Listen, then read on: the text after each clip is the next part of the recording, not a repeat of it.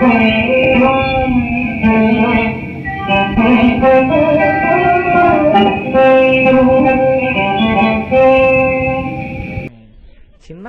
నా కూతుర్ని రెండు కాళ్ళ మధ్యలో నించోపెట్టి ఈ శ్లోకం చదువుకుంటూ దాని జుత్తు దువ్వుతూ కొప్పేస్తూ ఉండేవాడిని. దాన్ని కొప్పి వేసి పువ్వులు పెట్టేవాడిని.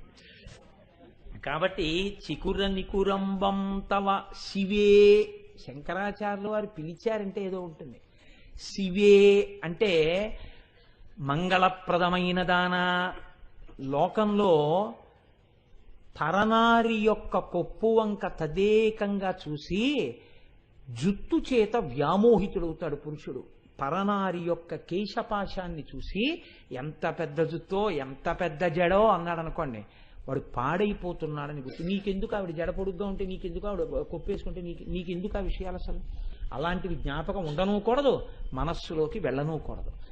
ఏవి ఉండాలి మనస్సులో అంటే పరనారిని చూసేటప్పటికి ఆవిడ యందు అమ్మవారిని నువ్వు చూడాలి. వాళ్ళ పాదాలు నీకు గుర్తుంటే చాలు. మహా అయితే వాళ్ళ చేత్తో వాళ్ళు నీకు ఏరిటి పండో పెట్టినప్పుడు ఆ చేతిలో నువ్వు అమ్మవారి చేతిని చూడగలిగితే చాలు. ఇంకేమీ నీకు గుర్తుండక్కర్లేదు, అనవసరం కూడా. మరి అమ్మవారి జుత్తు వంక చూస్తే శివే మంగళప్రదం, అది అమ్మ జుత్తు. కాబట్టి నీకున్న అజ్ఞానం పోతుంది తప్ప కొత్త అజ్ఞానంలోకి పడిపోవడం కానీ కొత్త మోహంలో పడిపోవడం కానీ ఉండదు. కాబట్టి శంకరుల పిలుపులో రహస్యం చూడండి. ఈ జుత్తు చూసి ఉద్ధరింపబడతావు. ఇంకొక జుత్తునే ఆ దృష్టితో చూస్తే పాడైపోతావు. ఆవిడ జుత్తుకి తిత్తులు లేవు, ఆవిడ జుత్తు పెద్దదిగా ఉంటుంది అంటే నువ్వు పాడైపోయావని గుర్తు. నీకెందుకు అవన్నీ? ఈవిడ జుత్తు గురించి నువ్వు ఎంత బాగా చెప్పగలిగితే నీకంత అజ్ఞానం పోతోందని గుర్తు. కాబట్టి ధునోతుధ్వాంతం స్తులిత దళితేందీవరవనం ఘన స్నిగ్ధశ్లక్షణం చికుర నికురంబం తవ శివే. ఏమి పడిపోతాయండి ఆయనకి మాటలు, ఏమి అద్భుతమైన మాటలు పడతాయో. అసలు ఆ శ్లోకంలోనే ఉంటుంది అందమంతా. చికుర నికురంబం తవ శివే. అమ్మా మంగళప్రదురాలా, ఇలా ఊహించగానే నా అజ్ఞానం పోయింది, నా క్లేశములు పోయే, నా ఐదోతనం నిలబడిపోయింది. తవ శివే యదీయం సౌరభ్యం సహజముపలబ్ధం. ఎంత గమ్మత్తైన మాట అంటున్నారో చూడండి శంకరాచార్యులు వారు. జుత్తు ముడివేసేటప్పుడు, జుత్తు దువ్వేటప్పుడు సాధారణంగా వినపడే మాట ఏమిటంటే, ఏమిటే ఈ జుత్తు ఏమిటే, తలస్నానం చేసి ఎన్నాళ్ళయింది, ఎంత మట్టో చూడు, ఈ పేలు చూడు, ఈ తిత్తులు చూడు, ఆ జడ వేసుకోవు కదా, నువ్వు ఎప్పుడు కాలేజీ టైంకి ముందు 10 నిమిషాల ముందు బయలుదేరడం, ఇలా అనుకుని వెళ్ళిపోతూ ఉండడం. మీ అమ్మ నీకు జడ ఇదా అని వీధిలో వాళ్ళందరూ నన్ను అనుకుంటారు, ఒక్కనాడు జడేసుకోవు అని అమ్మ దెబ్బలాడేటట్టు, వీధిలో వాళ్ళు ఎవరైనా జడేస్తే అసహ్యించుకునేటట్టు, అందులో చెమట పట్టిన కంపు వచ్చేట్టు ఉంటాయి తలకాయలు. కానీ అమ్మవారి గురించి అంటున్నారు, నువ్వు ధ్యానంలో అమ్మవారి కొప్పు వంక చూస్తే నీకు సువాసనలు తగులుతాయన్నారు. జుట్టుకి సువాసన ఉండే అవకాశం ఉండదు. ఎందుకనంటే జుట్టు మలినమును ఆకర్షించుకుంటూ ఉంటుంది కాబట్టి దుర్గంధ భూయిష్టమయ్యే ఉంటుంది. కొంచెం సువాసన రాదు, మిగిలిన వాసన ఎలా ఉన్నా. కానీ శంకరులు అంటున్నారు సహజముపలబ్ధం సుమనసో. అమ్మ నీ జుట్టు గొప్ప సువాసనతో ఉంటుంది. ఎటువంటి సువాసనతో ఉంటుంది అంటే వసంతస్మిన్ మన్యే వలమదన వాటి విటపినాం. దేవేంద్రుడు పెంచుకున్నటువంటి తోటలో ఉన్న కల్పవృక్షములకు పూసినటువంటి పూలు, అబ్బా ఈ పూలు కొప్పులో పెట్టుకుంటే బాగుండని దేవతా స్త్రీలు కూడా అనుకుంటారు వాటి వాసన బట్టి. అవనుకుంటాయిట, అమ్మవారు మమ్మల్ని కొప్పులో పెట్టుకుంటే బాగుండు, ఆ కొప్పుకంత మంచి వాసన ఎలా వచ్చిందో మనం చూద్దాం అనుకుంటాయి. కల్పవృక్షములకు పూసిన పూలు నీ కొప్పులోకి రావాలని కోరుకుని నీ కొప్పు యొక్క వాసన చూసి ఎంత గొప్ప వాసన అని అనుకోవాలని పరితపింపచేయగలిగినంత సువాసన కలిగిన కొప్పు. ఇది ఎలాగ ఉంటుంది అన్నారు. నువ్వు ధ్యానం చేస్తే నీకు తెలుస్తుంది అన్నారు. అన్నం తింటే ఆకలి ఎలా పోతుంది అని అడిగాడు ఒక ఆయన. తిని చూడు తెలుస్తుంది అన్నాడు. అంతే దానికి పరిష్కారం. దానికి ఉపన్యాసం ఎందుకండి, దానికి పెద్ద ఉపన్యాసం ఎందుకు? అన్నం తింటే ఆకలి ఎలా పోతుందండి అన్నాడు. ఎలా పోతుందో నువ్వు చెప్పాలేంటి, మీరు తినండి మేస్టారు అన్నారు. అయిపోయి అమ్మవారి నల్లటి జుత్తు చూస్తే నల్లటి అజ్ఞానం ఎలా పోతుందండి అన్నారు. ధ్యానం చేసి చూడండి అన్నారు. అంటే దానికి పరిష్కారం. మీరు ధ్యానం చేయండి, మీకు పోతుందో లేదో తెలుస్తుంది అజ్ఞానం. పోతుంది అంతే. వెంటనే మీకున్న దుర్గుణాలన్నీ ఎండుటాకులు రాలిపోయినట్టు రాలిపోతాయి. అమ్మవారి అనుగ్రహం కలిగి తీరుతుంది. సరికదా, కేశభారాన్ని చూడగానే క్లేశభారం పోతుంది, ఐదోతనం నిలబడుతుంది. అమ్మవారి కొప్పులో ఉన్న పువ్వుల వంక చూసేటప్పటికి ఆ స్థితి వస్తుంది. ధ్యానమునందు ఆ సువాసన ముక్కు నాసాపుటములకు తగలగానే అంతే, వాడి కొన్ని కోట్ల జన్మల అజ్ఞానం విచ్చిపోతుంది. అందుకే శంకరులు ప్రారంభం చేస్తూ ఆ మాట అన్నారు, ఏమీ అనుమానం లేదు. ధునోతుధ్వాంతం నస్తులిత దళితేందీవరవనం ఘనస్నిగ్ధశ్లక్షణం చికుర నికురంబం తవ శివే యదీయం సౌరభ్యం సహజముపలబ్ధం సుమనసో వసంతస్మిన్ మన్యే వలమధన వాటీ విటపినాం. ఇప్పుడు ఆ తల్లి యొక్క కేశపాశములు అంత సుగంధభరితములై ఉంటాయి. దీని మీదే ఒక చమత్కారమైనటువంటి విషయం ఒకటి జరిగింది. నేను ఎప్పుడో ఈ వేదిక నుంచే చెప్పానేమో నాకు జ్ఞాపకం. పూర్వకాలంలో ద్రవిడ దేశంలో ఒక రాజ్యం ఉండేది. ఆ రాజ్యంలో ఒక శివాలయంలో ఒక అర్చకుడు పరమశివుణ్ణి నమ్ముకుని అర్చకత్వం చేశాడు. అర్చకత్వం అంటే మామూలుగా చేసింది కాదు, ఆయన ఉన్నాడు అని నమ్మి అర్చకత్వం చేశాడు. బ్రహ్మాండమైనటువంటి కరువు వచ్చింది. ఆ ఊళ్ళో ఇంకా ఎవరు బతకలేక ఇంకా ఈ ఊరు విడిచిపెట్టి వెళ్ళిపోతున్నామని చెప్పి వెళ్ళిపోయారు. ఆ వెళ్ళిపోయేటప్పుడు ఒక గమ్మత్తు ఉంటుంది. చాలా తేలికైనవి, అమ్ముకుంటే అన్నం దొరికేవి ఉంటాయో పట్టుకెడతారు, బరువైనవి వదిలిపెట్టేస్తారు. మళ్ళీ మంచి రోజులు వస్తే మనం వచ్చేటప్పటికి ఉంటాయి. ఇక మంచి రోజులు రాకపోతే ఈ ఊరికి మనకి బాంధవ్యం తీరిపోయిందని వెళ్ళిపోతారు. వాళ్ళు వెళ్ళేటప్పుడు ఆవుల్ని గేదుల్ని తీసుకెళ్లరు. ఎందుకు తీసుకెళ్లరో తెలుసా అండి? తమ కడుపు నిండడానికే మార్గం లేదు, ఇంకా వాటిని ఏం మేపుతారు. నేను ఒక్కొక్క సందర్భం చూసి ఆశ్చర్యపోయానండి. నేను నిడదవోల్లో ఉద్యోగం చేసే రోజుల్లో రోజు ప్యాసింజర్లో వెడుతుండేవాడిని. నేను పుష్కరాలు వచ్చాయి ఆ టైంలో.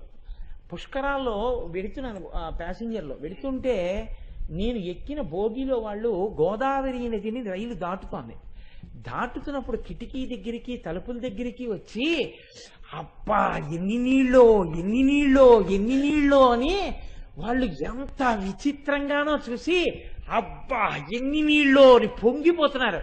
నాకు చాలా ఆశ్చర్యంగా, ఎన్ని నీళ్ళు గోదావరిలో నీళ్లు ఉండవా అని, అందులో పుష్కరాలు కదా అని నేను అందులో ఒక ఆయన్ని అడిగాను, పెద్ద ఆయన ఎన్ని నీళ్ళు ఏంటంటే గోదావరిలో నీళ్లు ఉండవా అని. అంటే ఆయన అన్నాడు, కాదు బాబు, మేము ఎక్కడో ఆదిలాబాద్ అవతల రాయలసీమలో ఉండేటటువంటి ఒక ఊరి నుంచి వచ్చాం.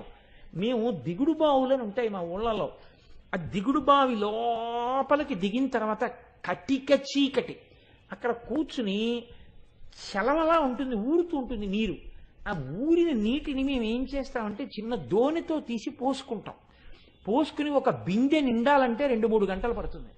ఆ నీరు ఇంటికి తెచ్చుకుని అందులో ఇండిపి గింజలు వేసుకుంటాం. అలా చేసినా మేము అటువంటి నీరు తాగినందుకు మాకు నారి కురుపులని పుడుతుంటాయి. కురుపు పుడుతుంది, పుట్టి అందులోంచి దారపోగులా పైకొస్తుంది. రాత్రుళ్ళు వస్తుంది ఆ దారం. వచ్చినప్పుడు ఎంత పోటో చెప్పలేను, నిద్ర ఉండదు. మేమేం చేస్తామంటే దారం కదులుతూ ఉంటుంది, అది తట్టుకోలేక ఒక పుల్లకి చుడతాం. దాన్ని చుట్టి బలవంతంగా లాగేస్తారు. లాగేస్తే తెగిపోతుంది. పగటిపూట కొంచెం ఉపశాంతి ఉంటుంది. మళ్ళీ రాత్రి అవుతుంది, మళ్ళీ నులిపురుగులాగా మళ్ళీ దారం రావడం మొదలవుతుంది. నారి కురుపు అంటారట దాన్ని. మళ్ళీ పుల్లకి చుట్టి లాగుతాం. అది మాకు ఎందుకు వస్తుందంటే అటువంటి నీళ్లు తాగి మా జన్మాంతరంలో మేము వెలుతురులో ఎప్పుడూ పెద్ద నీటికయ్య చూసి ఎరగం. పుష్కరాలంటే వచ్చాం, ఇంత నీరు చూస్తే మా మనసు ఆనందంతో తాండవించింది అన్నాడు ఆ పెద్ద ఆయన. నేను నిజంగా చూసి అనుకున్నాను, అబ్బా నేను ఎంత అదృష్టవంతుణ్ణో, ఇంత గొప్ప నీరు ఇష్టం వచ్చినట్టు వాడుతున్నాం. వాళ్ళు నీరు చూడలేదు, చీకట్లో దిగి 2 గంటలు తోడుకుంటున్నారా, నారి కురుపులతో బాధపడుతున్నారా, స్వచ్ఛమైన గోదావరి నీరు తాగి బతుకుతున్నావా, ఏమి భాగ్యవంతుణ్ణిరా నేను అనుకున్నాను నిజంగా. అందుకే మంత్రపుష్పం అప్పు అంటే నీటిని అంత స్తోత్రం చేసి ఉంటుంది అనిపించింది నాకు. కాబట్టి కరువు వచ్చినప్పుడు ఆవుల్ని గేదుల్ని ఇంకా పోషించలేక ముందు నీరు పోయలేరు, కాబట్టి వాటిని వదిలిపెట్టేసి వెళ్ళిపోతారు. అలా వెళ్ళిపోయారు ఆ ఊళ్ళో వాళ్ళందరూ. ఈ శివాలయంలో అర్చకుని అన్నారు, నువ్వు కూడా వచ్చేసేయి మాతో అన్నారు. అంటే ఆయన అన్నాడు, నేను వెళ్ళిపోతే శివుడికి అన్నం ఎవరు పెడతారన్నాడు. ఇది భక్తి అంటే. అందరూ వదిలిపెట్టేశారు ఊరు. ఈయన వదిలిపెట్టేయచ్చు, కానీ ఈయన బతకడం కాదు, ఆ గుళ్ళో శివుడు బతకాలి. అందరినీ బతికించేవాడు అందరినీ ఊరి నుంచి పంపించేస్తున్నాడు, వాడికి దయలేనప్పుడు నేను ఎందుకు ఉండాలనాలి? ఆయన అలా అనలేదు, వాడికి నేను అన్నం పెట్టాలన్నాడు. ఇదే భక్తి అండి అని ఉండిపోయాడు. అందరూ వెళ్ళిపోయారు. ఈయన ఊరు మొత్తం మీద ఒక్కడే ఉండడం అంటే మీరు ఆలోచించండి ఎలా ఉంటుందో. ఇప్పుడు పక్కింటికి వెళ్ళి అడుగుదామంటే కూడా ఎవరు లేడు, మాట్లాడడానికి కూడా ఎవడో ఉండడు. ఎవరున్నారు? శివుడే ఉన్నాడంతే నమ్ముకున్నవాడు. ఆయనకే చెప్తున్నాడు, అందరూ వెళ్ళిపోయారయ్యా, నేను ఒక్కడనే ఉన్నాను, నీకోసమే ఉన్నాను, నేను వెళ్ళిపోతే నీకు ఇంత ముద్దెట్టేవాడు లేడు, ఇంత ముద్దెడదామని ఉన్నాను, నాకు దొరికితే నీకు సగం పెడతాను, నాకు దొరకడం మానేసింది అనుకో ఇద్దరం పస్తుందాం అని చెప్పాడు. శివుడి మనసు కదిలిపోయింది. భక్తి ఇదండి భక్తి అంటే. నేను అందుకే తరచూ ఒక మాట చెప్తా, భక్తి అంటే మనసు విప్పి భగవంతునితో మాట్లాడుట. ఓ స్తోత్రాలు చదివేయడమును ఇలా ఇలా ఇలా ఇలా ఇలా యాక్షన్ 500లు భక్తి అనరు.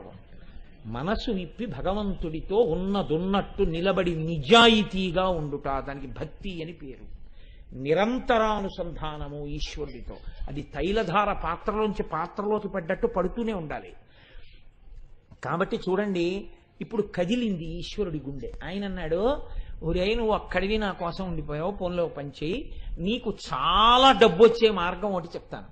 నేను ఒక శ్లోకం ఒకటి రాసిస్తాను. ఈ రాజ్యానికి ఉన్నటువంటి ప్రభువు చాలా సాహిత్యమునందు మక్కువ కలిగినటువంటి వాడు. కాబట్టి ఆయన నువ్వు పట్టుకెళ్ళి ఈ శ్లోకం చెప్తే చాలా సంతోషించి నీకు కానుకలు ఇస్తాడు. నువ్వు ఆ కానుకలు తెచ్చుకుని దానితో నువ్వు బతుకు, నాకు నైవేద్యం పెట్టు అన్నాడు. అంటే అలాగే అంగీకరించి ఆ గుడిలో ఉండేటటువంటి అర్చకుడు ప్రభువు దగ్గరికి వెళ్ళాడు. వెళ్ళి పరమశివుడు రాసి ఇచ్చినటువంటి పత్రాన్ని తీసి ఆ పద్యాన్ని చదివాడు. సింధుర రాజగమనాద్ధమ్మిల్ల బంధంబు సహజ సుగంధంబు. అందులో ఉంది, పార్వతీదేవి యొక్క కేశపాశము సహజమైనటువంటి సువాసనతో కూడి ఉంటుంది. సింధుర రాజగమనాధమ్మిల్ల బంధంబు సహజ సుగంధము. సింధుర రాజగమన అంటే ఏనుగు ఎలా నడుస్తుందో అటువంటి ఏనుగు యొక్క నడక వంటి అందమైన నడక కలిగినటువంటి పార్వతీదేవి యొక్క కేశపాశము సహజమైన సుగంధము కలిగినది. ఆ రాజు యొక్క ఆస్థానంలో ఆస్థానకవి ఒక ఆయన ఉండేవాడు, నక్కీరుడు అని ఆయన పేరు. ఆ నక్కీరుడు అక్కడ కూర్చుని ఉండగా ఈయన వెళ్ళి ఆ పద్యం చదివాడు. చదివితే ప్రభువు సంతోషించబోయాడు. నక్కీరుడు లేచి అన్నాడు, తప్పిది చెప్పరాదు, కవితా సమయంబున నొప్పు కాదు, నీవిప్పగిదిన్ రచయింపవచ్చునే అన విప్రుడు చల్లబోయి, నాక పరమేశ్వరుండు ఈ వసుధాదిపుపై రచయించి ఇచ్చెగాని ఏ ఒప్పును తప్పునేనరుగా ఉత్తములారయటంచు క్రమరన్. కాళహస్తీశ్వర మహాత్యంలో ధూర్జటి ప్రణీతం ఇది. ఆయన అన్నాడు, అయ్యయ్యో తప్పిది చెప్పరాదు, ఇలా చెప్పచ్చా? తప్పు ఎలా చెప్తున్నావు? కవితా సమయంబున నొప్పు కాదు. ఒక కవిత్వం చెప్తే దానికి ఒక నియమం ఉంటుంది. ఏది సహజంగా ఉంటుందో అది చెప్పాలి. అసహజమైన విషయం రాడు. వెంట్రుకలకి సువాసన ఉండడం ఏంట్రా? ఎలా రాసుకొచ్చావు? కవితా సమయంబున నొప్పు కాదు, నీవప్పగిదిన్ రచయింపవచ్చునే, నువ్వు ఇలా రచనలు చెయ్యొచ్చా అని అడిగాడు నత్తీరుడు లేచి. పాపం ఆయన శివాలయంలో అర్చకుడు, పాపం కవిత్వం రాదు.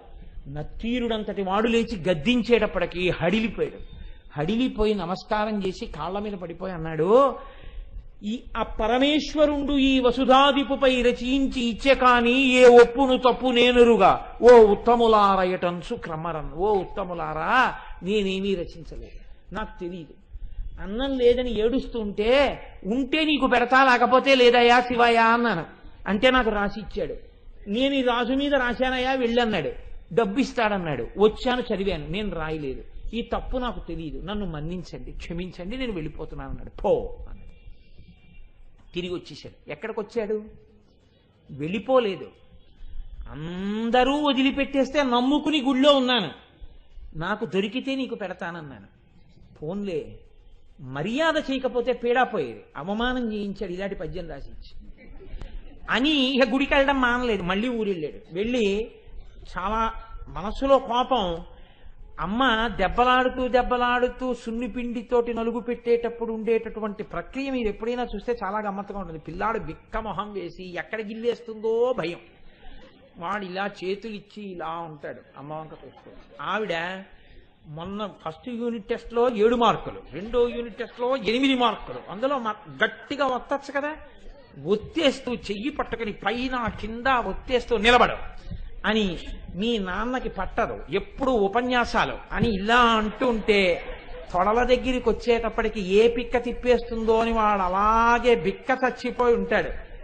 అలా ఈయన చేతిలో పాత్ర పట్టుకుని నమస్సోమాయిచ రుద్రాయిచ నమస్తామ్రాయిచ అరుణాయిచ నమశంగాయిచ పశుపతయేచ గొప్ప పద్యం రాశావు అని పోస్తుంటే శివుడు బిక్క చచ్చిపోయి అలా ఉండి అభిషేకం చేయించుకుని, నువ్వు పెట్టకపోయినా నేను పెట్టాలిగా, ఇంత తిను, ఓం ప్రాణాయి స్వాహ, ఓం అపానాయి స్వాహ, ఓం యానాయి స్వాహ అంటుంటే ఆయన లేచి అన్నాడు, ఎందుకయ్యా అంత కోపం, ఏమైంది అక్కడ అన్నాడు.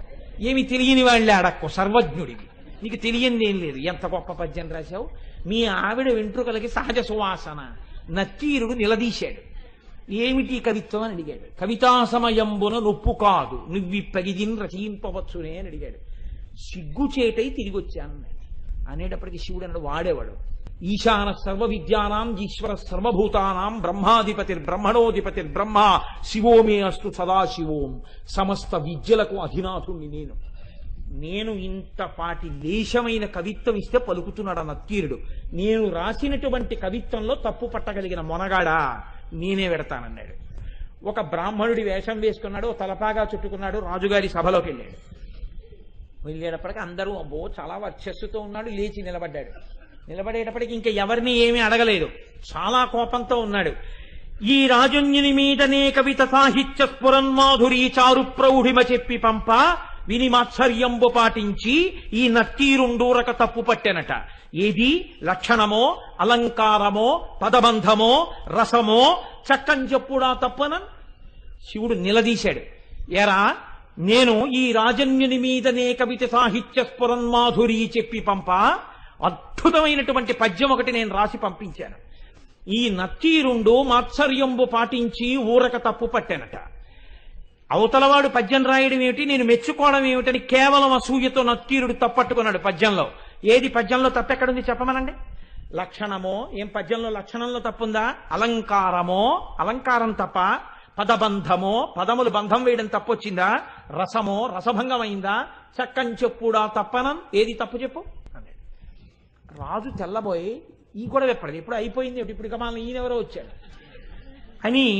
ఆయన వెళ్ళిపోయాడు కదా అర్చకుడు, ఈయనెవరో వచ్చాడు. ఓహో, కవిత్వం రాసిన వాడు ఈయనేమో, శివుడు అన్నాడే, మరి ఈయనేమిటి ఇలా ఉన్నాడు అనుకున్నాడు. ఈలోగా నత్తీరుడు గభాలను లేచాడు, తన పేరు కదా ఎత్తాడు. అందుకని నత్తీరుడు లేచాడన్నాడు, అగజకునైనం తగు ఇలా మగువులకు తగదు మాను మాత్సర్యమింకన్ గగన ప్రసూనవాదము జగతిన్ ప్రత్యక్షమునకు సరియన తగునే. ఏమిటా నువ్వు మాట్లాడేది? కవిత్వం రాశావా? పద్యం రాసి పంపించావా? అగజకునైనం తగు, కొండకి పుట్టినటువంటి తల్లి కాబట్టి ఎత్తి పొడిచాడు. కొండల ఆవిడ పార్వతీదేవి కాబట్టి ఏమో ఆవిడ వెంట్రుకలకి సువాసన ఉందేమో. ఇలా మగువులకు తగదు, భూమి మీద ఏ ఆడదాని జుత్తు సువాసనతో ఉండదు. గగన ప్రసూనవాదము, ఆకాశంలో పువ్వు ఉందంటే ఎవడైనా నమ్ముతాడు? కనబడుతుందా ఎవరికైనా? ఎవడైనా అనుభవించింది ఉంటే చెప్పు, మేమెవరం చూడలేదు వాసన. నువ్వేదో రాసి పార్వతీదేవి కేశపాశం అంతా చాలా సహజ సుగంధంగా ఉంటుంది అంటే ఎలా ఒప్పుకుంటాం? ఇది ప్రత్యక్షమునకు సరియన తగునే, మా కంటితో చూసింది అని సత్యమని మేము అంగీకరిస్తామా? అంగీకరించాం. ఏమిటి తప్ప తప్ప అని 10 మాటలు అడుగుతాయంటే అందుకని తప్పే అన్నాడు. అనేటప్పటికీ శంకరుడు అన్నాడు, పార్వతీదేవి కేశపాశమునకు సహజ సుగంధం ఉందో లేదో చెప్పగలిగిన వాడెవరు? ఒక్క శంకరుడు. నేను చూస్తాను కాబట్టి ఆ కేశపాశం యొక్క వాసన, కాబట్టి నేనే రాసింది, నేను చూసిన వాణ్ణి. నేను చూసి సహజ సుగంధం ఉందని చెప్పినా నువ్వు నమ్మవా? నేను శివుణ్ణి అని చెప్పడం కోసం ఒక్క నత్తీరుడికి కనపడేటట్టుగా నీలగ్రీవుండు నిటల నేత్రము చూపాను. నీలగ్రీవుడు నల్లని కంఠమున్నవాడు, హాలాహలాన్ని భక్షించినవాడు, అంత ఓర్పున్నవాడు, లోకములను రక్షించగలిగినవాడు. వీడికి నేను చెప్పింది నిజమే అని చెప్పాలని పరమశివుణ్ణి నేను అబద్ధం చెప్పవలసిన అవసరం లేదు. ఆమె నా భార్య, నేను నిరంతరం వాసన చూసిన కేశపాశం అది, నేను చెప్తున్నానని చెప్పడం కోసమని 3వ కన్ను చూపించాడు. చూపిస్తే అహంకారం అండి నత్తీరుడికి. తను నమ్మింది, తనకొచ్చిన 4 పద్యాలు గొప్ప అనుకున్నాడు. పరమశివుడంతటి వాడు మూడవ కంటితో త్రయంబకుడై ఎదురుగుండా కనపడితే ఆయనే సుగంధి. సుగంధిం పుష్టివర్ధనం ఉర్వారుకమివ బంధనాన్ మృత్యోర్ముక్షీయమామృతాత్ అంటాం. ఒక్కసారి మహాదేవుడి కాళ్ళ మీద పడితే ఏ స్థితిని పొంది ఉండేవాడో ఆయన అన్నాడు, తల చుట్టువార కన్నులు కలిగిన పద్యంబు తప్పు కాదనవశమే, వలదిచ్చట నీ మాయా విలసనములు పనికిరావు విడువమటన్నాను. మూడో కన్ను కాదు, నీ తల చుట్టూ కళ్ళు చూపించినా నువ్వు చెప్పిన పద్యం తప్పే. అహంకారం చూడండి ఎలా ఉంటుందో. అన్ని విద్యలకు ఆలవాలమైనటువంటి శంకరుడే వచ్చి చెప్తే ఎందుకు వచ్చిందిరా? మహానుభావుడు చెప్తున్నాడు, ఏమో నా తల్లి కేశపాశమనకు సుగంధం ఉండి ఉండవచ్చు. ఆ అనుభవము, నేను అలా అమ్మ కేశపాశ దర్శనం చేయగలిగిన భాగ్యాన్ని శంకరా నాకు కూడా కృప చెయ్యని పాదాల మీద పడాలి. తన విద్యతో వాదన చేస్తున్నాను అనుకున్నాడు. నీ తల చుట్టూ కళ్ళు చూపించినా నీ పద్యం తప్పే అన్నాడు. వెంటనే శంకరుడు అన్నాడు, నీవు కుష్ఠవ్యాధి చేత భయంకరముగా పీడింపబడదువుగాక. ఉత్తర క్షణంలో ఒళ్ళంతా వివరణమై కుష్ఠవ్యాధి బయలుదేరింది. ఇప్పుడు పరమశివుడి కాళ్ళ మీద పడ్డాడు. అయ్యయ్యో తండ్రి, వచ్చిన 4 ముక్కలకి కన్ను మిన్ను కానక అహంకారంతో ప్రవర్తించాను. ఖచ్చితంగా జగదంబ యొక్క కేశపాశము సుగంధభరితమే అయి ఉంటుంది. నన్ను అనుగ్రహించి నాకు క్షమాభిక్ష పెట్టు అని ఆయన కాళ్ళ మీద పడ్డాడు. శివుడు అన్నాడు, నువ్వు కైలాస పర్వత శిఖర దర్శనం చేస్తే నీ యొక్క పాపం పోయి నీకు మళ్ళీ ఆరోగ్యం కలుగుతుందని అంతర్థానం అయ్యాడు. ఇప్పుడు ఈ కుష్ఠవ్యాధితో బయలుదేరాడు. ఎంత వర్ణించాడో దుర్జటి. ఎప్పుడైనా అవకాశం ఉంటే కాళహస్తీశ్వర మహాత్మ్యం చెప్తాను, అప్పుడు విందురు గాని. అప్పుడు మహానుభావుడు ఉత్తర భారతానికి నడిచి వెడుతూ కైలాసం కనపడక కుష్ఠవ్యాధి పెరిగి వేళ్ళు కాళ్ళు ఊడిపోతుంటే ఏడుస్తుంటే ఆనాడు సుబ్రహ్మణ్యుడు ప్రత్యక్షం అయ్యాడు ఒక చోట చెట్టు కింద. ఓరి పిచ్చాడా, మా నాన్న హృదయం నీకు ఇప్పటికీ అర్థం కాలేదు. కైలాసం అంటే కుష్ఠవ్యాధితో అక్కడికి ఎడతావా? దక్షిణ కైలాసం కాళహస్తి. కాళహస్తి శిఖరం చూడమన్నాడు రామ నాన్నగారని చెప్పి కాళహస్తి శిఖరం చూపించాడు. వెంటనే కుష్ఠవ్యాధి పోయింది. అప్పుడు అక్కడే ఉన్నటువంటి పాతాళగంగలో సరోవరంలో స్నానం చేసి శంకరుడి మీద ద్రవిడ భాషలో ఆయన బ్రహ్మాండమైనటువంటి కావ్యరచన చేశాడు. కాబట్టి అమ్మవారి యొక్క కేశపాశమునకు సహజమైనటువంటి సుగంధం ఉంటుంది అని చెప్పి పెద్దలైనటువంటి వారు ధ్యానమునందు అనుభవించారు. ఇక్కడ నేను మీకు ఇవాళ ఒక విషయాన్ని ప్రస్తావన చెయ్యాలి అని అనుకుంటున్నాను. శుక్రవారం కాబట్టి ఇవాళ కాకతాళీయంగా ఈ నామం వచ్చింది కాబట్టి మనకి అమ్మవారిని ఒక బిరుదు నామంతో పిలుస్తాం. లలితా పరా భట్టారిక అంటాం. భట్టారక అంటే పూజనీయుడు అని అర్థం. భట్టారిక అంటే స్త్రీలింగంతో పూజింపదగినది, పూజనీయమైనది అని అర్థం. నారుద్రో రుద్రమచ్చయేత్ అన్నట్టుగా అమ్మవారి ఉపాసన చేసి అమ్మవారి అనుగ్రహాన్ని పొందిన వారు చాలా మంది అమ్మవారి పేరు పొందేశారు. అంటే వాళ్ళు అమ్మవారిని ఎదురుగుండా ఈ మాంసనేత్రంతో చూశారు. అమ్మవారిని చూస్తూ అమ్మవారిచ్చిన శక్తితో రచనలు చేశారు. అటువంటి వారు 3 ఉన్నారు. దేవతలలో ఒకరున్నారు, అమ్మవారి పరమభక్తుడు. ఎవరో తెలుసా అండి? పరమశివుడే. అందుకే శంకరుడికి ఒక పేరుంది, ఆయన శివభట్టారక, అమ్మవారి భక్తుడు కాబట్టి. రెండవ వారు ఒక ఆయనైతే రెండవ వారు మనుష్య జాతికి చెందినవాడు కాళిదాసు గారు. ఉజ్జయిని మహానగరంలో అమ్మవారి మహాకాళి అనుగ్రహంతో గొప్ప శ్యామలా దండకాన్ని ఇచ్చారు. ఆయనని శృంగార భట్టారక అని పిలుస్తారు. అమ్మవారి పేరు కలిపి భట్టారక అని కలుపుతూ. మూడవ వారు దుర్వాసో మహర్షి. ఆయనకి కంచి క్షేత్రంలో కామాక్షి అమ్మవారు దర్శనమిచ్చింది. ఇవాల్టి రోజుకి కూడా కంచి క్షేత్రంలో అమ్మవారి యొక్క పూజా విధానం అంతా దుర్వాసో మహర్షి రచించినటువంటి విధానమే. అమ్మవారు దుర్వాసో మహర్షికి ఎలా చెయ్యమని చెప్పిందో ఆ విధానంతోనే పూజలు చేస్తారు. ఆ దుర్వాసో మహర్షికి అమ్మవారు దర్శనమిచ్చింది. దర్శనమిస్తే ఆయన పొంగిపోయి రచన చేశారు. 200 శ్లోకాలు అమ్మవారిని చూస్తూ చెప్పారు ఆయన. దాన్నే అమ్మవారిని ఆర్య అని పిలుస్తూ చెప్పారు. ఆర్య అని ఛందస్సు ఒకటి ఉంది, అందులో చెప్పారు. ఆర్య తెలుగులో అయ్యా అంటుంటాం. పూర్వం ఉత్తరాలు రాస్తే పెద్దలకి విజ్ఞాపన రాస్తే ఆర్య అని రాసేవారు. ఆ ఆర్య దిశతి అంటారు దాన్ని. దుర్వాసో మహర్షి అమ్మవారిని చూస్తూ చెప్పారు. మూకశంకరులు అమ్మవారిని చూస్తూ 500 శ్లోకాలు చెప్పారు. అది మూక పంచశతి. అందుకే ఇప్పటికీ లోకంలో నానుడు ఏమిటంటే దుర్వాసో మహర్షి చెప్పినటువంటి 200 శ్లోకాలలోంచి ఒక శ్లోకం చెప్పిన, మూక పంచశతిలోంచి శ్లోకం చెప్పిన, వశిన్యాది దేవతలు చెప్పిన లలితలోంచి నామం చెప్పిన, సౌందర్యలహరి శంకర భగవత్పాదులు చెప్పింది చెప్పిన, ఏదైనా అమ్మవారి అనుగ్రహంతో వచ్చిందే కనుక అమ్మవారి అనుగ్రహంతోనే అది పలకబడుతుంది అని. అమ్మవారి అనుగ్రహం లేకపోతే పలకబడదు అది.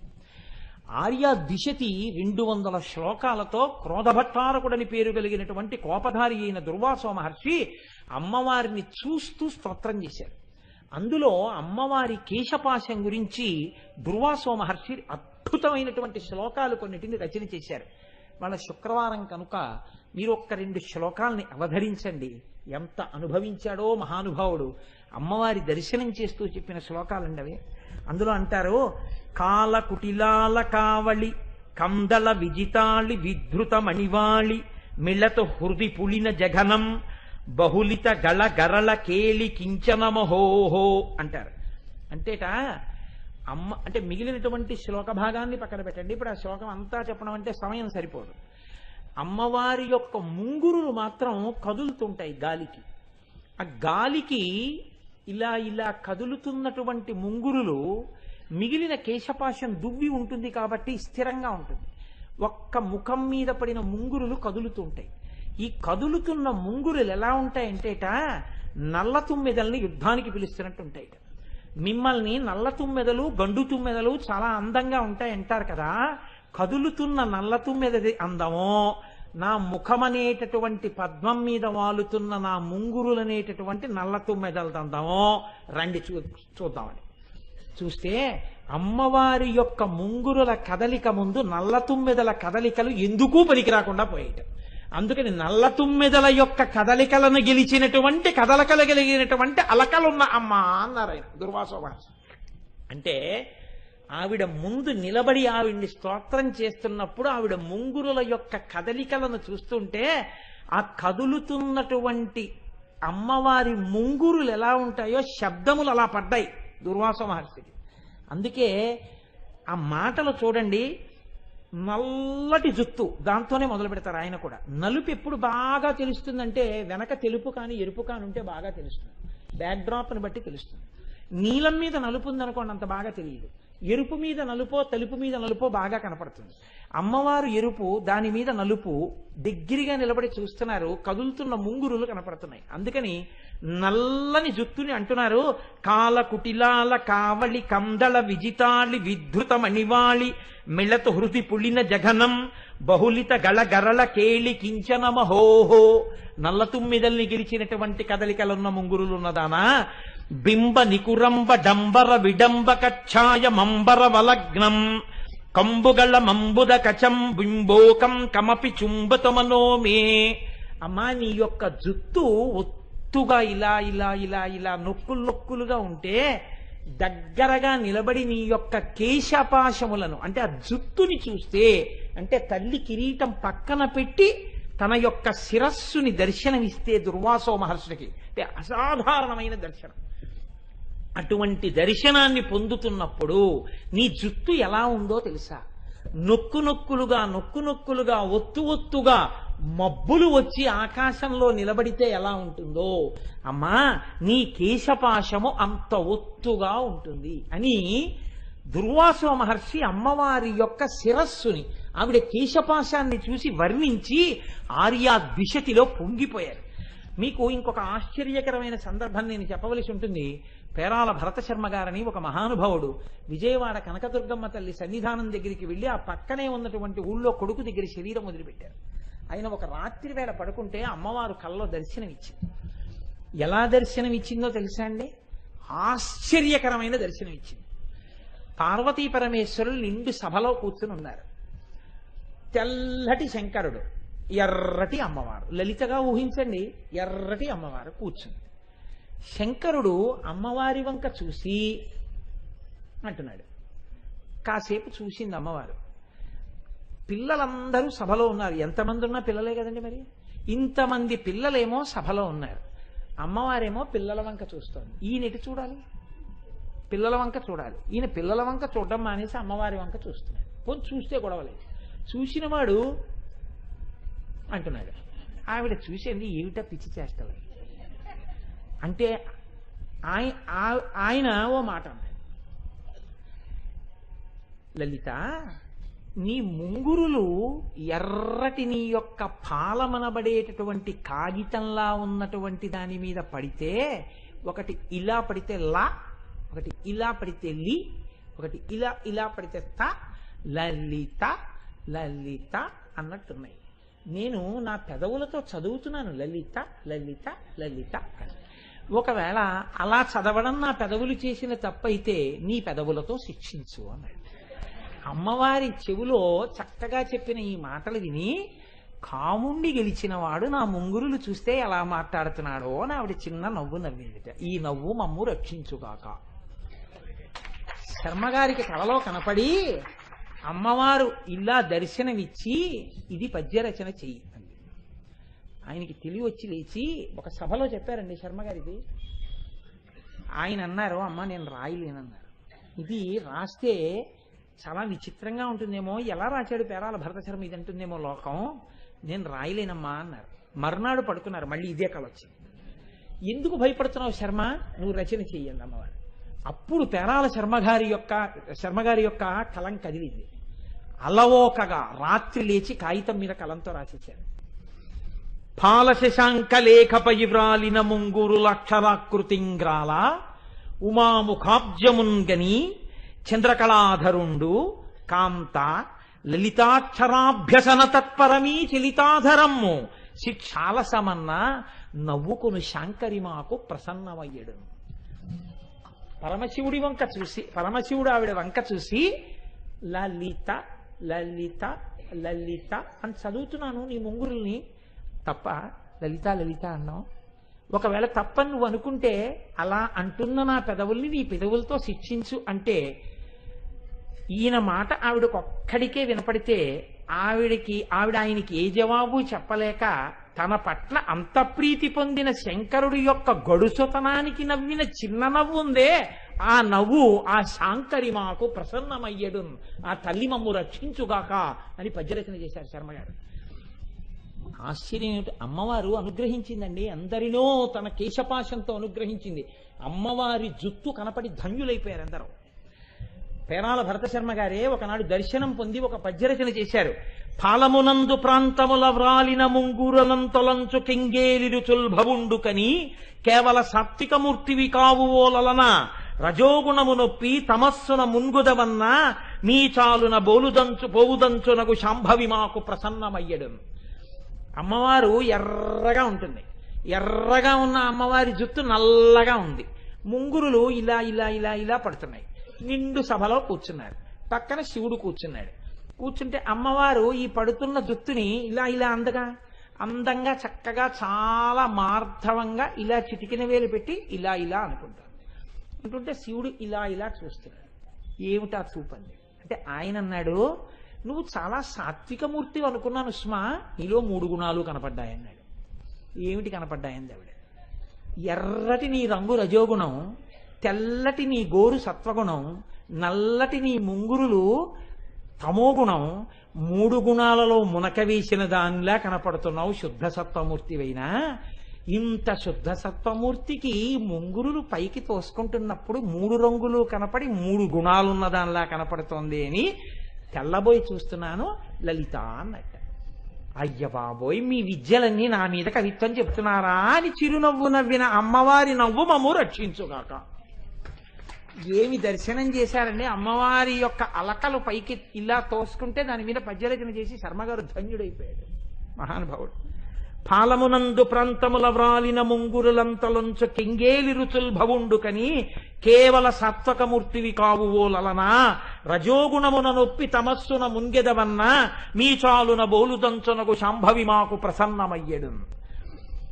ఆశ్చర్యం ఏంటంటే కంచి పీఠానికి 64వ పీఠాధిపతి చంద్రశేఖరేంద్ర సరస్వతి అన్న పేరుతోనే ఉండేవారు. 68వ పీఠాధిపతి కూడా మహానుభావుడు, నడిచే దేవుడు.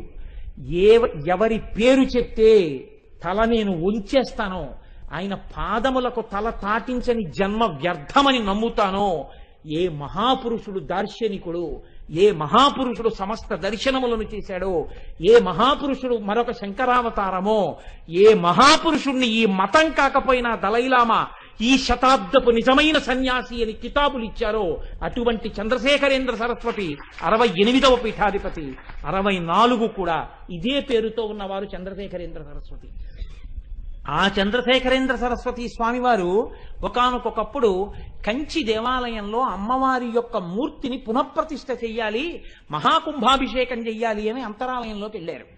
అమ్మవారి మూర్తిలో ఉన్నటువంటి కళల్ని ఒక కలశలోకి న్యాసం చేసి అది పక్కన పెట్టి దానికి పూజ చేస్తూ విగ్రహాన్ని కదల్చి బయట పెట్టారు. పెట్టిన తరువాత ఆయన ఎందుకో సత్యదండం పట్టుకుని పైకి చూశారు. అంతరాలయం అంతా కొంచెం మరమ్మత్తులకు వచ్చింది. అయ్యో అమ్మా, నీకు మరమ్మత్తు చెయ్యాలమ్మా దేవాలయం అన్నారు. అప్పుడే అమ్మవారికి పాలాభిషేకం జరిగింది. చూసి ఉత్తర క్షణం, అమ్మా నేను నా శిష్య సంచారం చేసి డబ్బట్టుకొచ్చి గుడి బాగు చేయిస్తానని చెన్నై నగరానికి వెళ్ళారు. అప్పుడు దాని పేరు మెద్రాసు. అప్పుడు ఆ మెద్రాస్ నగరానికి వెళ్ళారు. ఆ రోజుల్లో రాత్రిపూట తలుపులు వేసేసేవారట బ్రిటిష్ వాళ్ళ పరిపాలనలో. రాత్రి 2 గంటల సమయంలో చంద్రశేఖరేంద్ర సరస్వతి ఏకాంతంలో అమ్మవారిని ధ్యానం చేస్తున్నారు. ధ్యానం చేస్తుండగా మీరు నమ్మండి నమ్మపోండి, నేను అబద్ధం చెప్పాననుకుంటే కాంచీ పీఠ చరిత్ర చదవండి.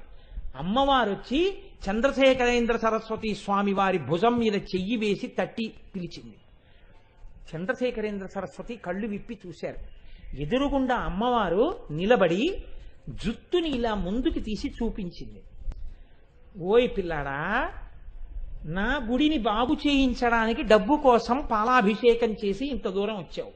నా జుత్తు చూడు పాలతో ఎలా అట్టలు కట్టిందో. ఇలా ఎప్పుడైనా ఉందా నా జుత్తు? తొందరగా వచ్చి అభిషేకం చెయ్యవా? నా గుడి బాగు చేయించడానికి నువ్వు వెళ్ళి డబ్బు అడగాల? నన్ను అడిగితే నేను ఇవ్వనా అంది.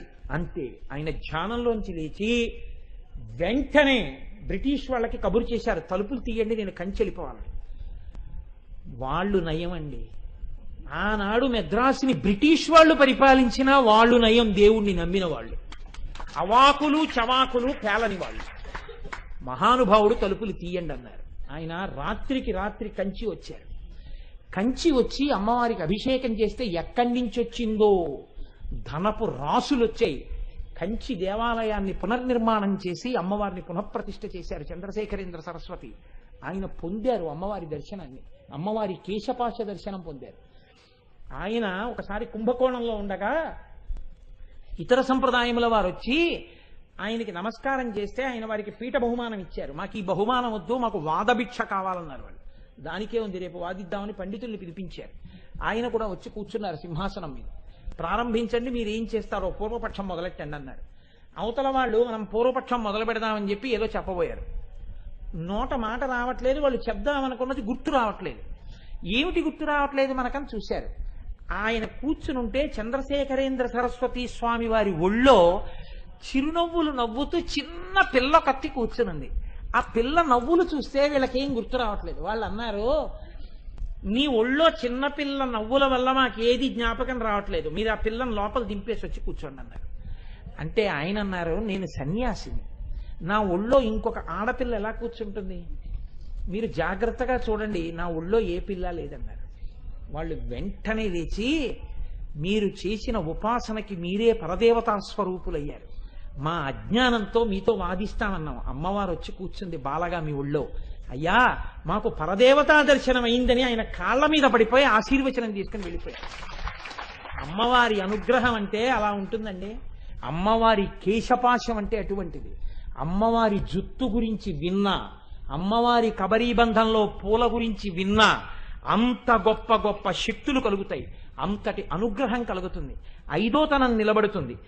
మహానుభావుడు మల్లినాథ సూరి అని ఒక మహాపండితుడు. ఆయన రఘువంశ కావ్యానికి టీక చేస్తూ చిట్ట చివర ఒక మాట చెప్పారు.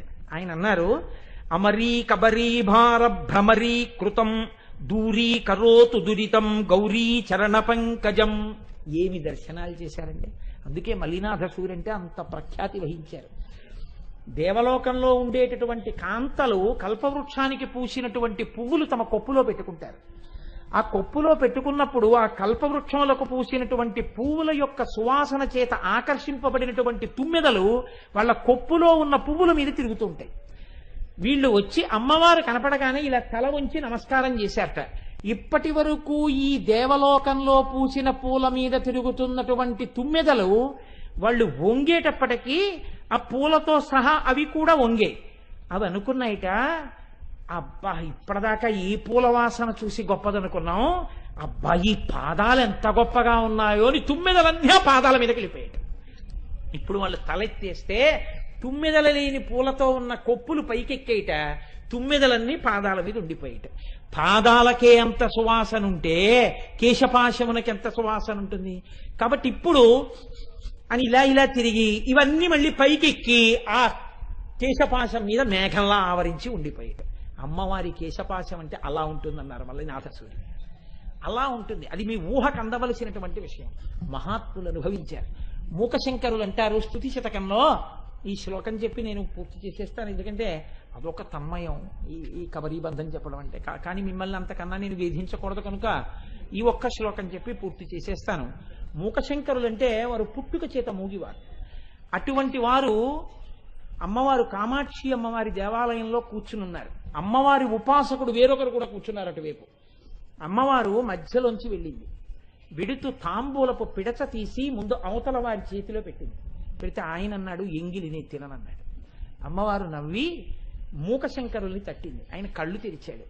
నోరు తెరువుని తాంబూలపు పిడచ పెట్టింది. నా జన్మభాగ్యం అమ్మా, నోరు లేనివాణ్ణి, మాటలు లేనివాణ్ణి, నా నోట్లో పెట్టావా అమ్మా తాంబూలపు పిడచ అని నవిలేరు.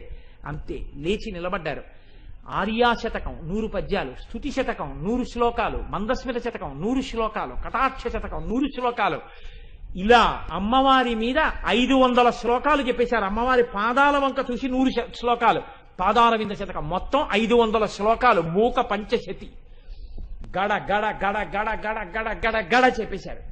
చెప్పేసిన తర్వాత అమ్మవారు పొంగిపోయింది. మాటలు లేని వారు చెప్పిన శ్లోకాలు, అమ్మవారు ఇచ్చిన మాటలే ఆ మాటలు. ఏం కావాలి నీకంది. నా మాట తీసేయమ్మా అన్నారు. అదేమయ్యా అంది. వద్దు, మాటలు లేని వాడితో మాట్లాడించావు, 500 శ్లోకాలు నీ గురించి చెప్పాను, ఇంకా లౌకికమైన మాటలు నాకు వద్దు అమ్మ, నా మాటలు తీసేయన్నారు. తీసేసింది అమ్మవారు. వారు కంచి పీఠానికి పీఠాధిపతులయ్యారు. అటువంటి మూకశంకరులు అమ్మవారిని ఇలా నిలబడి చూస్తూ అమ్మవారి కేశపాశం గురించి అత్యద్భుతమైన శ్లోకం ఒకటి ఇచ్చారు. సృష్టిలో ఎవ్వరూ చెప్పలేరు. మొదటిది ఆర్యా ద్విషతి, అమ్మవారి అనుగ్రహంతో దుర్వాసో మహర్షి చెప్పారు. మధ్యలో సౌందర్యలహరి అమ్మవారి అనుగ్రహంతో శంకరులు చెప్పారు. 3 అమ్మవారి అనుగ్రహంతో మూకశంకరులు చెప్పారు. 3 అమ్మవారి అనుగ్రహంతో వచ్చాయి. వసిన్యాది దేవతలు అమ్మవారి అనుగ్రహంతో చెప్పారు. లలితా సహస్రం. ఆయనంటారు, ప్రౌఢద్వాంతకదంబికే కుముదిని పుణ్యాంకురం దర్శయన్ జ్యోత్స్నా సంగమనేపి కోకమిథునం మిశ్రం సముద్భావయన్ కాళిందీలహరీ దశాం ప్రకటయన్ కమ్రాం నభస్యద్భుతాం కశ్చిన్నేత్ర మహోత్సవో విజయతే కాంచీపురే శూలినః అన్నారు. అమ్మా, నాకు ఒక ఆశ్చర్యకరమైన విషయం కనపడుతోంది అన్నారు. ఏమిటి కనపడుతోంది? అమ్మవారు అడగలేదు, నవ్వుతూ నిలబడిందంతే. వెళ్ళిపోతున్నాయి శ్లోకం తర్వాత శ్లోకం. ఆయన అన్నారు, ప్రౌఢద్వాంతకదంబికే కుముదుని పుణ్యాంకురం యంజయం. గాఢాంధకారంలో చందమామ ప్రకాశిస్తోంది. ఇంకేం లేదు, కటిక చీకటి చంద్రరేఖ. ఏ ఆధారము లేనటువంటి ఆకాశము. జ్యోత్స్నాసంగమనేపి కోకమిథునం మిశ్రం సముద్భావయన్. చీకటి పడి వెన్నెల వస్తే చంద్రుడి వెన్నెలలో చకోర పక్షులకి కళ్ళు కనపడవు. చంద్రుడు ప్రకాశిస్తే చకోర పక్షులకి కళ్ళు కనపడవు. చకోరములు గుండ్రంగా ఉంటాయంటారు. చకోరములకున్న లక్షణం ఏమిటంటే ఒక్కొక్కటి ఉండదు విడిగా. ఎప్పుడూ పక్కన భార్య భర్త 2 ఒరుసుకుంటూ కూర్చుంటాయి. అదో సరదా, కొంతమంది మోటార్ సైకిల్ మీద కూర్చున్నట్టు. కాబట్టి అలా ఒరుసుకుంటూ కూర్చుంటాయి. కాబట్టి ఆయన అంటున్నారు, జ్యోత్స్నాసంగమనేపి కోకమిథునం మిశ్రం సముద్భావయం. వెన్నెలలో 2 చక్రవాక పక్షులు ఒకదానితో ఒకటి ఒరుసుకుంటూ కూర్చున్నట్టు అలా కూర్చోవడం సంభవించదు. ఎందుకంటే వెన్నెట్లో వాటి కళ్ళు కనపడవు, విడిపోయి ఏడుస్తూ ఉంటాయి. తెల్లవారేక సూర్యకాంతిలో కలుసుకుంటాయి. అలాగా ఇక్కడ సృష్టికి విరుద్ధం. చీకట్లో చంద్రరేఖ కనపడుతోంది. కాస్త వెన్నెట్లో చంద్రరేఖ కనపడుతుంది, చీకట్లో చంద్రరేఖ కనపడినాయి. అలాగే నాకు మంచి వెన్నెట్లో 2 చక్రవాక పక్షులు పక్క పక్కన ఒరుసుకుంటూ కనపడుతున్నాయి. చక్రవాకములు గుండ్రంగా ఉంటాయి ఇట కూర్చున్నప్పుడు. కాళిందీ లహరీ దశాం ప్రకటయన్ కమ్రాం నభస్యద్భుతాం. ఆకాశంలో యమునా నది ప్రవహిస్తూ కనపడుతోంది. ఆకాశంలో గంగ ప్రవహిస్తుంది, యమున ప్రవహించదు. ఇలా అసలు సృష్టిలో ఉండనటువంటి 3 విరుద్ధమైన విషయములు నాకు నీ రూపంలో కనపడుతున్నాయి. కానీ నిన్ను అలా చూసినప్పుడు కాముణ్ణి గెలిచిన వాడు కళ్ళు ఇంత చేసుకుని ఇలా ఇంత గొప్పగా ఉన్న వస్తువు నాది అని చూడబడేటటువంటి పరమశివుడి యొక్క నేత్రములకు విజయమై ఉత్సవమై సంతోషమును కలిగించేటటువంటి ఆ రూపమును నేను ఇవాళ చూస్తున్నానన్నారు. ఎవరావిడ? కామాక్షి. ఏమిటి ఇందులో రహస్యం అంటే, ప్రౌఢధ్వాంత కదంబికే, అమ్మవారి జుత్తు చీకట్ల గుంపుల్లో ఉంటాయి, నల్లటి జుత్తు. ఈ నల్లటి జుత్తులో తదియనాటి చంద్రరేఖ. అందుకని అమ్మవారి జుత్తులో ఉన్నటువంటి చంద్రరేఖని నల్లటి చీకట్లో చంద్రరేఖ, వెన్నెట్లో కలుసుకున్నటువంటి చక్రవాక పక్షులు, పైన ఉన్నటువంటి చంద్రరేఖ యొక్క వెన్నెట్లో పక్క పక్కనే ఉన్నటువంటి అమ్మవారి యొక్క 2 స్తనములు. 3 కాళిందీ లహరి, ఆకాశంలో ప్రవహిస్తున్నటువంటి యమునా నది. ఆకాశం అంటే మీరు ఎంత సన్నగా ఊహ చేస్తే ఉందా లేదా అన్నట్టు ఉంటుంది ఆకాశం. ఆకాశం ఉందా అంటే ఉంది, లేదా అంటే లేదు, అక్కడెక్కడ ఒరిగినట్టు ఉంటుంది. పరిగెడితే ఆకాశం కనపడదు. ఉందా లేదా బాగా పట్టి పట్టి చూస్తే అమ్మవారికి నడువు ఉందనిపిస్తుందట. అంత సన్నటి నడువు, అంతటి సన్నటి నడువు కాబట్టి ఆకాశం లాంటి నడువు. దీని మీద యమున ప్రవహిస్తోంది. ఆకాశంలో గంగ అయితే తెల్లగా ఉంటుంది, యమున ప్రవహిస్తే నల్లగా ఉంటుంది. ఏమిటి ప్రవాహం? నల్లటిది, అమ్మవారి యొక్క నూగారు. అందుకని అమ్మ, నీ నడుము మీద కనపడుతున్నటువంటి, నీ యొక్క పొట్ట మీద కనపడుతున్నటువంటి ఆ నూగారు, ఇది ఆకాశంలో ఉన్నటువంటి యమునా ప్రవాహం. ఇవి ఎవరి కన్నులకు ఆనందాన్ని ఇవ్వాలి? మా కన్నులకు ఆనందాన్ని ఇచ్చేవి కావు. ఇవి అమ్మవారి స్వరూపంగా మేము ఆరాధన చేస్తాం. ఒకరి కన్నులకు మాత్రం ఉత్సాహాన్ని ఇస్తాయి. ఎవరైనా కశ్చిన్నేత్ర మహోత్సవో విజయతే కాంచీపురే శూలినః. శూలం పట్టుకున్న ఆయన ఉన్నాడే, త్రిశూలం పట్టుకున్న ఆయన కన్నులకు ఆనందాన్ని గొలిపే రూపం అమ్మా ఈ రూపం, కామాక్షి రూపం. ఆ రూపాన్ని మేము నమస్కారం చేసి స్తోత్రం చేస్తున్నాం. అది నా కన్నుల కట్టెదుట నిలబడితే మాటలు లేనివాడు శ్లోకం చెప్పి ధన్యుడనయ్యానమ్మా, ఇది నాకు కలిగిన దర్శనం అన్నారు మూకశంకరులు. ఆయన కూడా ప్రౌఢధ్వాంత కదంబికే కుముదుని, అమ్మవారి నల్లటి ఆకాశంలో పుట్టినటువంటి కలువ పువ్వుతో పోల్చారు. కలువ పువ్వు నల్లటి ఆకాశంలో నల్ల కలువ ఎలా కనపడుతుందండి? కనపడదు. చీకట్లో నల్ల కలువ కనపడనట్టు చీకట్లో కనపడుతున్నటువంటి నల్ల కలువ అయిపోయింది ఇప్పుడు. అంటే సృష్టికి విరుద్ధం చంద్రరేఖ, నల్లటి కురులలోని చంద్రరేఖ. ఆకాశంలో యమునా నది, అమ్మవారి యొక్క నడుము మీద నూగారు. రెండవది, వెన్నెట్లో చక్రవాకాలు కలవవు, వెన్నెలలో ప్రకాశిస్తున్న చక్రవాక పక్షుల వంటి స్తనములు. ఇవి ఎవరి కంటికి ఆనందాన్ని ఇస్తాయి? కాంచీపురంలో ఉన్నటువంటి పరమశివుడి కంటికి ఆనందాన్ని ఇచ్చేవి. ఈ నల్లటి జుట్టు మాకో వ్యామోహాన్ని విరిచేస్తుంది, విరిచేసి జ్ఞానాన్ని ఇస్తుంది. మాకు అమ్మవి, ఆయనకి అనురక్త అయినటువంటి నెచ్చెలివి, భార్యవి, ప్రియురాలివి. అమ్మా, ఏకకాలమునందు నువ్వు శివకామ సుందరివి, మాకో మా తల్లివి. అటువంటి దర్శనమిచ్చి మమ్మల్ని కృతార్థురాల్ని చేశావమ్మా అని మూకశంకరుడు స్తుతి శతకంలో అమ్మవారి యొక్క కబరీబంధం మీద చేసినటువంటి శ్లోకం. కాబట్టి ఇవాళ శుక్రవారం, అందున పుష్యమాసంలో కృష్ణపక్షంలో వచ్చినటువంటి మొట్టమొదటి శుక్రవారం, తదియతో ఉన్నటువంటి శుక్రవారం.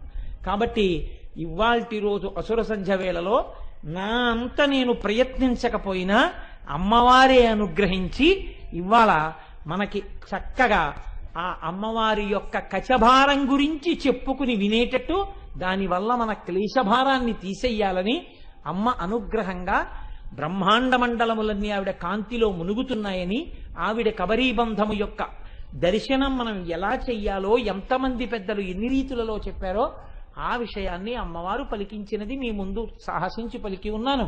రేపటి రోజున మళ్ళీ అమ్మవారు ఏది పలికిస్తే మిగిలినటువంటి నామాల్ని అనుసంధానం చేసుకుందాం.